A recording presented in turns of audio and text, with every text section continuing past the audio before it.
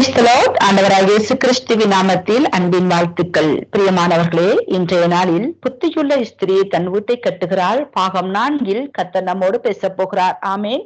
இன்றைய நாளில கூட புத்தி உள்ள ஸ்திரீகளாகிய நாம் சமுதாயத்தில் நாம் எப்படி வாழ வேண்டும், சமுதாயத்துக்கு நாம் என்ன விதமான காரியங்களை நாம் கற்றுக் கொடுக்க வேண்டும் என்று கர்த்தர் நம்மோடு பேசுவாராக. ஆம் பிரியமானவர்களே, இன்றைய நாட்களில் பெண்களாகி நாம் எங்கு சென்றாலும் வேலை வேலை வேலை என்றே ஓடிக்கொண்டிருக்கிறோம்.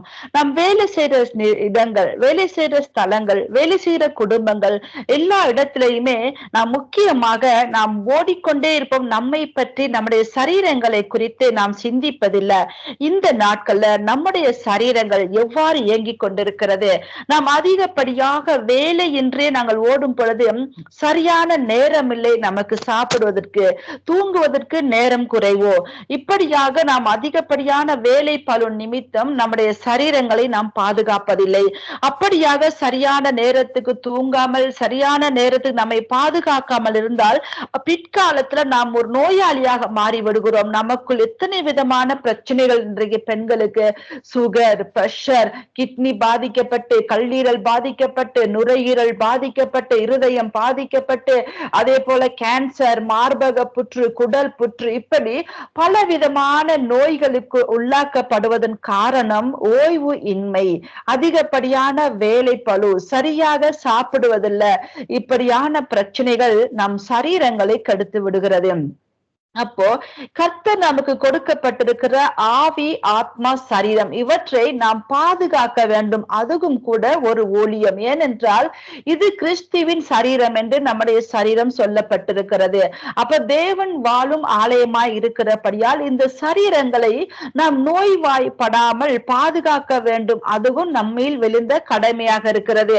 அதிகப்படியான நாங்கள் யோசித்து துக்கப்படும் பொழுது நிறைய ஹோமோன்கள், நிறைய விதமான ஹோமோன்கள் வீணாக்கப்படுகிறது. அதே போல நாம் அதிகமாக சிரிக்கும் பொழுது, சந்தோஷப்படும் பொழுது நிறைய ரத்தம் சுத்திகரிக்கப்படுகிறது.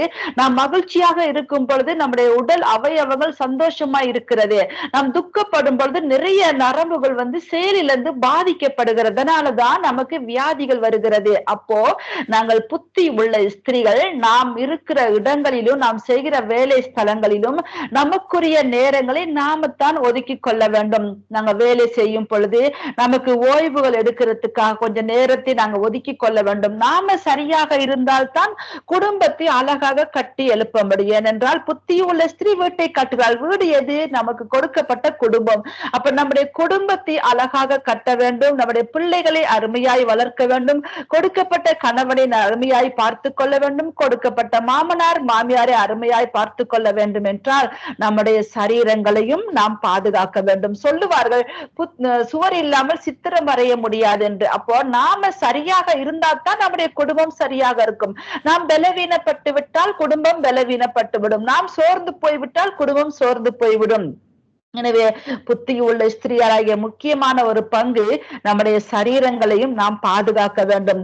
ஒவ்வொரு நாளும் நமக்கு ஏற்ற நேரங்களில நாம் சமைக்கிற நேரங்கள், வேலை செய்கிற நேரங்களை தவிர்த்து நாம் ஆண்டவரோடு தியானிக்கிற நேரங்கள் இருக்கிறது. அதுக்கு நாங்க முக்கியமாக நேரங்கள் நாங்கள் கொடுத்து கொண்டிருக்கிறோம். ஜெபிக்கிற நேரங்கள், ஆராதிக்கிற நேரங்கள், வேதம் வாசிக்கிற நேரங்கள், இப்படியாக எல்லாவற்றுக்கும் நேரங்களை கொடுக்கிற நாம் நம்மை பாதுகாப்பதற்கும் நாம் நேரங்களை சரியாக கொடுக்க வேண்டும். அதே போல நாம் நன்றாக இருந்தால் குடும்பத்துக்கு ஊழியம் செய்ய முடியும். குடும்பத்துல நாம் சுவிசேஷம் அறிவிக்க முடியும். அதுதான் நமக்கு கொடுக்கப்பட்ட முதலாவது ஊழியம். குடும்பத்தை ஆண்டு கொள்வது, குடும்பத்தை நடத்துவது. அப்ப நாம பலவீனப்பட்டிருந்தால் குடும்பத்துக்கு நாம் சுவிசேஷம் அறிவிக்க முடியாது. முதலாவது ஒரு புத்தி உள்ள ஸ்திரியோட இன்னொரு அவருடைய வேலையை அவள் சரியாக இருக்கும் பொழுது, அவளுடைய வீட்டை சரியாக பார்க்கும் பொழுது அவளுடைய ஊழியமும் அங்கே நிறைவேறப்படுகிறது. குடும்பத்தை அன்பாக கவனிக்கும் பொழுதும் ஊழியங்கள் நிறைவேற்றப்படுகிறது. எனவே புத்தி நிறைந்த ஸ்திரீகளாகிய நாம குடும்பத்தை கட்டும் பொழுது நம்முடைய சரீரங்களையும் நாம் சரியாக கட்டி காப்பாற்றி கொள்ள வேண்டும். வியாதிகளுக்கு நம்முடைய சரீரங்களுக்கு இடம் கொடுக்க முடியாது. ஏன்னா தேவன் வாழ்கிற சரீரம். அங்கே போராட்டங்களுக்கு நம்முடைய சரீரங்களை கொடுக்க முடியாது. எனவே நம் சரீரங்களையும் பாதுகாக்க வேண்டியது நம்முடைய கடமையாக இருக்கிறது. இன்னைக்கு அநேக பெண்கள் கேன்சர், அநேக பெண்கள் மார்பக புற்று, அநேக பெண்கள் பிரஷர், பிரஷர், அநேக பெண்கள் சுகர். ஏன்? அங்க குடும்பத்தை குறித்து, பிள்ளைகளை குறித்து, வரவு செலவை குறித்து நாங்கள் அதிகமா சிந்திப்பதுண்டு. வரவு செலவு என்ற ரீதியிலும் கூட ஆடம்பரமான செலவுகளினாலே கூட நம்முடைய குடும்பம் வறுமைக்கு தள்ளப்படுகிறது. இன்னைக்கு அநேக பெண்கள் அங்க நிறைய பொருள்கள், தனக்குரிய ஆடம்பரமான பொருள்களை வாங்குவது நிமித்தமும் கூட குடும்பத்துல வறுமை. இப்போ அதிகப்படியான செலவு, ஆடம்பர செலவு, இவை எல்லாவற்றையும் புத்தி உள்ள ஸ்திரிகளாகி நாங்கள் குறைத்து கொண்டு குடும்பத்தை சிக்கனமாக நடத்தும் பொழுது நமக்கு சிந்தனைகள் வராது. இன்னைக்கு பிரச்சனைகள், சிந்தனைகள் வருவதற்கு காரணமே குடும்பத்துல வறுமை, பற்றாக்குறைகள். எனவே இந்த பற்றாக்குறைகள் வராமல் நம்முடைய குடும்பத்தை நாம சிக்கனமாக வைத்துக் கொள்வோமானால் பற்றாக்குறைகள் வராது, நமக்கு அதிகமாக சிந்தனைகள் வராது, யோசனைகள் வராது, வியாதிகள் வராது. அப்போ நம்முடைய சரீரங்களையும் வியாதிகள் வராதபடி நாம பாதுகாக்க வேண்டும் என்று சொன்னா நம்முடைய வரவு செலவுகளை நாம கவனித்துக் கொள்ள வேண்டும். நம்முடைய சரீரங்களை நாம கவனித்துக் கொள்ள வேண்டும். சரீரத்துக்கு கொடுக்கக்கூடிய நேரங்களை எல்லாவற்றையும் நாங்கள் கொடுக்க வேண்டும். அப்பொழுதுதான் நல்ல ஒரு ஸ்திரீ வீணாய் அழிந்து போகக்கூடாது. நல்ல ஸ்திரீ மற்றவர்களுக்கு எடுத்துக்காட்டாக நம்மை பார்த்து மற்றவர்கள் அந்த பெண்ணை பார்த்தாயா என்று சொல்லும் அளவுக்கு அவள் உயர்ந்து போகிற ஒரு பெண் திடீரென்று வியாதிப்பட்டோ அல்லது அவர் வேலை ஒரு ஊழியம் செய்ய முடியாது, சபைக்கு போக முடியாது, அப்படி தள்ளப்படுகிற சூழ்நிலைகள் வரும் பொழுது அநேக இழப்புகள். ஏனென்றால் அவள் போராடமெல்லாம் சுவிசேஷம் அறிவிக்க முடியும், அது தடைப்படுகிறது. குடும்பத்தை சரியா கவனிக்காதபடி இருக்கும் பொழுது பிள்ளைகளுடைய பாதைகள் வேறு திசைக்கு போய்விடுகிறது. எனவே புத்தியுள்ள ஸ்திரீகளாகிய நாம் நம்முடைய சரீரங்களையும் பாதுகாக்க வேண்டும், நம்ம சுற்றி இருக்கிறவர்களை நாங்க பாதுகாக்க வேண்டும் என்று இந்த நாளில் கர்த்தர் நம்மோடு பேசியிருக்கிறார்.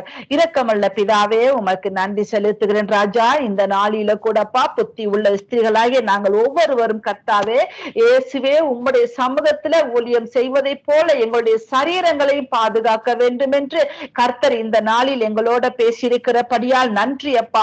இன்று அநேக பெண்கள் ஆண்டவரை யோசித்துக் கொண்டே ஓடிக்கொண்டே ஆண்டவரை தன்னுடைய சரீரங்களை பற்றி கவலைப்படாமல் அது சீக்கிரத்துல மரித்து போறாங்க. கேன்சர், கிட்னி, கல்லீரல், நுரையீரல் பாதிக்கப்பட்டு மரித்து போறாங்க. மாரடைப்பு மரித்து போறாங்க. அவர்கள் சரீரங்களை அவர்கள் பாதுகாத்துக் கொள்ளும்படியாக இயேசுவே இந்த ஞானத்தை பிள்ளைகளுக்கு கொடுக்கும்படியாக, கற்றுக் கொடுக்கும்படியாக இயேசு கிறிஸ்துவின் நாமத்தில் ஜெபிக்கிறேன் நல்ல பிதாவே, ஆமேன்.